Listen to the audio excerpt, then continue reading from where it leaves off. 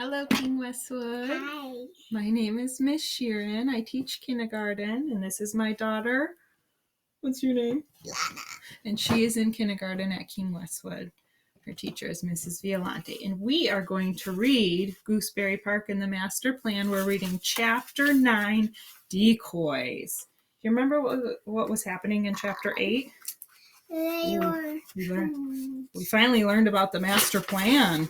They were learning about the Master Plan. So first, you go to the town square and the opossum scares the firefighters. Yeah. And this one gets them away. The raccoons? Yeah, the raccoon. And unlocks the door, right? Unlocks the door.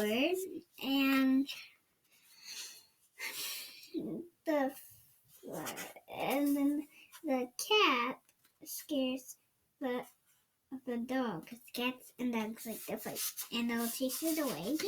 And I can't sit. And then the firehouse, and then the squirrels all come together, and then the owls come. Remember, the squirrels are filling the straws? Yeah, I know. They're filling this. They fill the straws and stuck the ends with gum, and then the owls go there. What do the owls do at the firehouse? And they carry the straws back to Gooseberry Park, right? And then Mari tells them where they all should go. Excellent. So we learned about the master plan in Chapter 8. Chapter 9 is called Decoys. Kona's friend Conroy the cat agreed to be one of the decoys in the master plan. And Stumpy's friend Henrietta the possum agreed to be another. Henrietta had a family of 8 who traveled everywhere with her on her back, and she was passionate about helping with the master plan, for she wanted to represent all mothers everywhere. And here we see Henrietta. And there's her 8 kids. Conroy the cat wanted to help just because he thought his part was funny. But finding a raccoon to do his part of the plan took a bit more trouble. Did we learn about some more characters? Yeah, this one and Conroy the cat.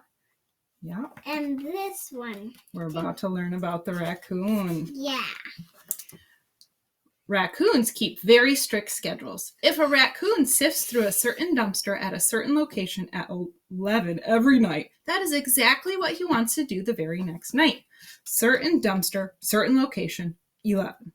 So it took some extra legwork to find a raccoon who was not so compulsive that he could not change his routine for a night. But Murray found one. The raccoon's name was Robbie. Oh, so there's the name of our raccoon. Robbie the raccoon. And for the price of 7 egg rolls and 2 boxes of hot tamales, he joined the team. Murray was so stressed from having to give away all his snacks that he had to make a Reiki appointment with Gwendolyn. Gwendolyn said that Reiki was good for stress. But you aren't even touching me, said Murray, lying on Professor Albert's coffee table. I am recognizing your energy, said Gwendolyn. Okay, but just make sure I still have all me toesies when you're done, said Murray. I will, dear, said Gwendolyn. She moved her claws in the air just above Murray's body. And how are you feeling now? Gwendolyn asked. Murray didn't answer. He had dropped off to a sleep, a bit of drool dripping from his mouth.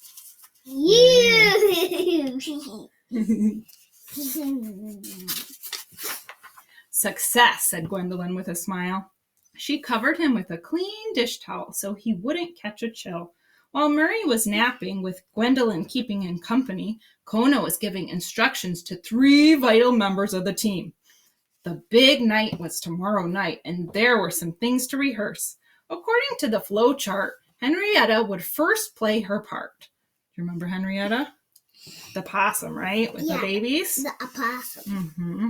Then Robbie would leap into action. Robbie the raccoon. Then Conroy the cat would jump in with Kona as backup.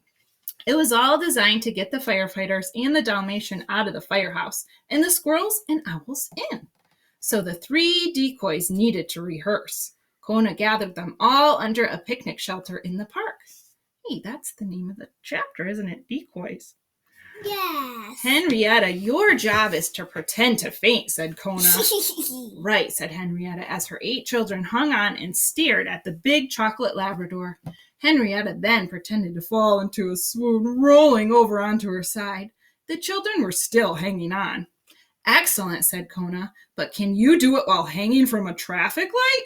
Positively, said Henrietta. And the children, can they hang on? Asked Kona. 8 little possum heads nodded. Fantastic, said Kona.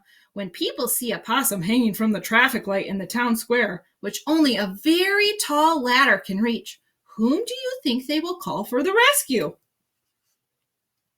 Firefighters. Firefighters, said 8 little possums. Henrietta smiled proudly. Right, said Kona. Now, Robbie, continued Kona, your job is to sneak into the firehouse attic tomorrow night, and as soon as the firefighters are called to the rescue, you will come out of the attic and unlock the firehouse door from the inside. Simple, said Robbie. Sneaking into attics is my specialty. Robbie popped a hot tamale into his mouth. Fabulous, said Kona. That sounds good. Fabulous, said Kona. Kona turned next to Conroy the cat. I know, said Conroy. You don't even have to tell me. I stroll in and agitate the dog. The Dalmatian, Kona clarified. You get the Dalmatian to chase you out of the firehouse and up the tree. Then I'll come join him in the barking. Dalmatians are very high-strung. Together, you and I can keep that dog barking forever. Cool, said Conroy. And after that, Kona said to them all, it's showtime. Here we see those new characters. And that is the end of chapter 9. Next one is nervous, right? Nerves. Yep, chapter 10 will be nerves. Yeah. Thank you for listening.